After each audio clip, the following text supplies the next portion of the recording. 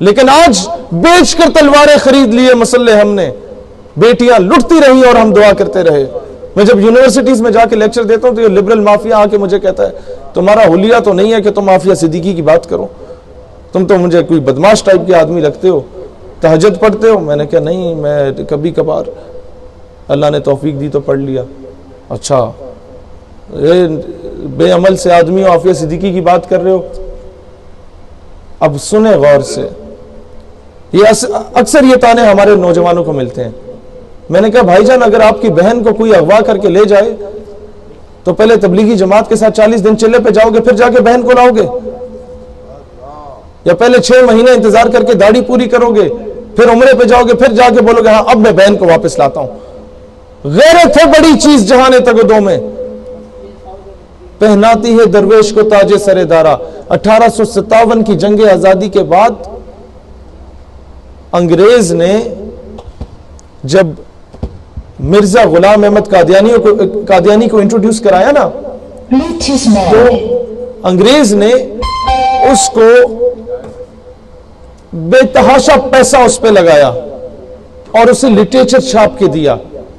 اگر آپ قادیانیت کو سٹڈی کرتے ہیں نا، ان کے خرافات کو دیکھتے ہیں، تو 84 سے 90 کے درمیان اس نے کتابیں لکھی جو اس کے ہاتھ سے لکھی گئی ہیں، جو اس کے نام سے شائع ہیں۔ اس کے علاوہ وہ کہتے ہیں 5 الماریاں بھری جا سکتی ہیں جو کتابیں میں نے صرف جہاد پہ لکھی ہیں، اور اس میں کیا ہے کہ دور حاضر میں جہاد جائز نہیں ہے۔ دور حاضر میں ہمیں وقت کے تقاضے کو دیکھنا چاہیے۔ ہم بہت معاشی استحصال میں ہیں، انگریز حکومت کر رہا ہے، ہم نہیں اس طرح کی باتیں کر سکتے۔ سمجھ لیں آپ، تب سے ہمیں نصاب میں پڑھایا گیا کہ بس سب سے بڑا جہاد میں نفس ہے، اس کے علاوہ تو کچھ نہیں ہے۔ یہ جو لڑ رہے ہیں بارڈرز پہ تو ویسے ہیں۔ مجھے بتائیں آپ لوگ تو یہاں آتے ہیں مختلف زیارات، مجھے تو بھول گیا ان صحابی رسول کا نام، آپ مجھے یاد کرا دیں کون سے صحابی رسول تھے جنہوں نے کہا جب سیدنا بلال حبشی صدا کہتے تھے حی علی الجہاد، اب جہاد کی تیاری کرو، تو کوئی صحابی آئے رسول اللہ کے پاس اور کہا کہ حضور بتائیں کس موضوع پہ مضمون لکھنا ہے کسی کو نام پتہ ہے؟ یا کسی صحابی نے کہا ہو کہ کہاں جا کے فنکشن کرنا ہے یا کہاں جا کے تقریر کرنی ہے؟ سب کو پتا تھا کہ اب میدان عمل میں آنا ہے۔ نادا گر گئے سجدے میں جب وقت قیام آیا۔ آج یہی پیغام ہم حاکم وقت کو کہتے ہیں کہ جناب دلیر بنو، پوری قوم تمہارا ساتھ دے گی، لیکن بنو دلیر۔ ٹیپو سلطان ٹویٹ کر کے کشمیر نہیں آزاد کراتا تھا، ٹیپو سلطان اقوام متحدہ میں جا کے منتیں ترلے کر کے کشمیر آزاد نہیں کرواتا تھا۔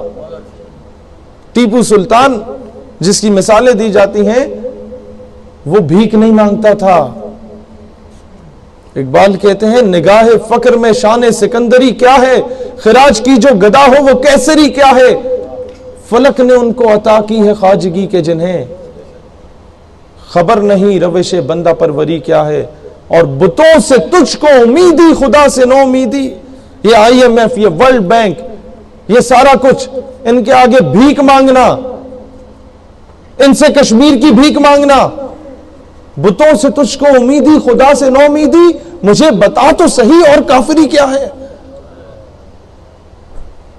پھر یہاں آ کے ایک طرف شکوہ میں علامہ اقبال رحمت اللہ علیہ بڑی دلیری سے آ کے کہتے ہیں کہ اللہ تھے ہمیں ایک تیرے مار کا آراؤں میں، خشکیوں میں کبھی لڑتے کبھی دریاؤں میں، دی اذانیں کبھی یورپ کے کلیساؤں میں، کبھی افریقہ کے تپتے ہوئے صحراؤں میں، شان آنکھوں میں نہ جچتی تھی جہاں داروں کی، کلمہ پڑھتے تھے ہمیں چھاؤں میں تلواروں کی، اور تجھ سے سرکش ہوا کوئی تو بگڑ جاتے تھے، دیکھ کیا چیز ہے ہم توپ سے لڑ جاتے تھے، نقش توحید کا ہر دل پہ بٹھایا ہم نے، زیر خنجر بھی یہ پیغام سنایا ہم نے، اور تجھ کو معلوم ہے لیتا تھا کوئی نام تیرا، قوت بازو مسلم نے کیا کام تیرا۔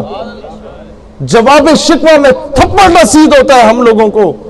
اچھا تو یہ دلیری دکھا رہے ہو، میرے قرآن کو سینوں سے لگایا کس نے، نو انسان کو غلامی سے چھڑایا کس نے، میرے کعبے کو جبینوں سے بسایا کس نے، تھے تو آبا وہ تمہارے ہی مگر تم کیا ہو، who the hell you are۔